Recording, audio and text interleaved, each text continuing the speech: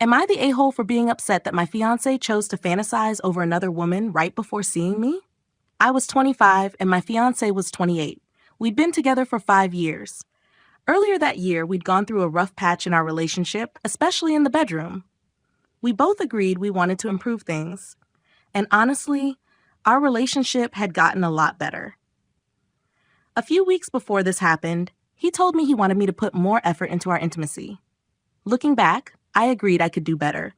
So I genuinely started making more of an effort because I wanted us both to be happy. The night before all this happened, I tried to initiate intimacy, but he said he was tired and suggested we make time the next day instead. No problem. I respected that completely. We cuddled, went to sleep, and everything seemed fine. The next evening, he called me after work like usual. I told him I'd call again when I was leaving so I could head over to his place. About 30 to 60 minutes later, I called him, let him know I was on my way, and drove over. When I got there, I tried to make a move. He casually said, "I already took care of myself." I just replied, "Oh, okay, no worries." I was definitely confused because we'd literally planned to spend time together, but I didn't argue. We sat down, watched our show, ate dinner, and I figured I'd get over it. I want to make something really clear. My issue wasn't that he watched adult content. My issue wasn't that he chose not to have sex. He has every right to say no, and I respected that completely. Sure, I felt a little hurt because he knew I was coming over. But I also knew feelings aren't always logical. I wasn't planning to bring it up because I assumed I'd work through it by the end of the night. Later, while we were lying in bed cuddling, he asked me, "What's wrong?" I told him, "Nothing." Because honestly, I didn't want to make it into a thing. But he kept asking, again and again, until eventually I answered honestly. Very calmly, I said, "I'm just feeling a little hurt that you chose to fantasize about another woman right before seeing me instead of being intimate with your fiancé." I even explained that I wasn't trying to control him. I wasn't angry. I wasn't telling him what he could or couldn't do. I was simply answering the question he kept asking. Instead, he completely lost it. He started yelling, calling me stupid, calling me an idiot, saying he could never do anything right, accusing me of being insecure. I kept trying to calm things down. I told him, "I'm not trying to argue. You asked how I felt, and I'm just telling you." That didn't matter. The conversation was over. I had originally planned to stay for another hour, but instead he looked at me and said, "You can go home now." So I got up. I tried to kiss him goodbye. He leaned away. I asked if he was okay. He completely ignored me. So I left. Looking back, I realized my issue was never what happened before I arrived. It was his reaction. If he'd simply said, "I understand why you feel that way, but that wasn't my intention," the entire situation would have been over. Instead, he turned a calm conversation into a huge fight and somehow made me feel guilty for honestly answering the question he insisted on asking. I even realized afterward that when he asked what was wrong, I was literally hugging him. I wasn't pouting. I wasn't giving him the silent treatment. I wasn't trying to start a fight. I was just tired and a little quieter than usual. So tell me, was I wrong for simply telling him how I felt? Before we get to the update, make sure you follow for more videos posted daily.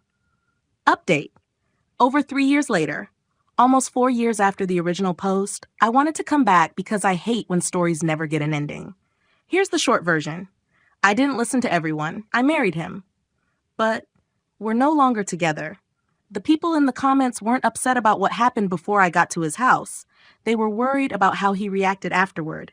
And they were right. After we got married and moved in together, everything got worse. Much worse.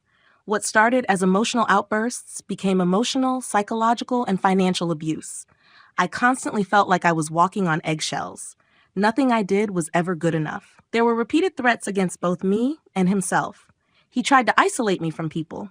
He belittled me, disrespected me. I suspected cheating. He also struggled with an addiction to adult content. Looking back now, the warning signs had always been there. I just kept explaining them away. Eventually, I stopped being the quiet person who accepted everything. He didn't like that. He told me I needed therapy to fix myself and fix our marriage. So I went, not because he told me to, but because I genuinely wanted help. Instead, my therapist became deeply concerned for my safety. Together, we quietly made a plan for me to leave. A few months later, the marriage ended. That was over a year ago, and I have never once regretted leaving. I can't even explain how much happier I am now. I didn't realize how much that relationship had changed every part of my life until I was finally free. Looking back, here are the biggest lessons I learned. Patterns matter. One bad day is one thing. A repeated pattern is who someone is. Believe consistent actions, not promises. Trust your intuition. If someone constantly makes you question your own memory, judgment, or feelings, don't ignore that. If you're hiding major problems in your relationship from the people who love you because you know something isn't right, ask yourself why. And remember, you haven't wasted years by leaving. You're saving the rest of your life. One lesson stood out more than anything. If hundreds of strangers are all telling you to run, maybe take a second look. I wish I had listened sooner. Relevant comments. One commenter said, "Sometimes it's hard to see the shape of abuse when you're standing in it." I completely agreed. Another commenter explained that when we're young, we spend so much time trying to fix relationships one problem at a time that we forget to step back and ask if the relationship itself is healthy. That explanation really stayed with me. Someone else asked why I ignored all the advice after asking for it. I admitted the truth. Deep down, I think I wanted people to tell me I was overreacting. Instead, I got overwhelming validation that something wasn't right, but I convinced myself everyone online just didn't understand the full picture. Later, after therapy helped me recognize the abuse, my ex even tried convincing my parents that I was the problem. At first, they believed him because they didn't know what had really been happening. When I finally told them everything, the situation escalated even further with intimidation and threats. My therapist encouraged me to tell his parents as well.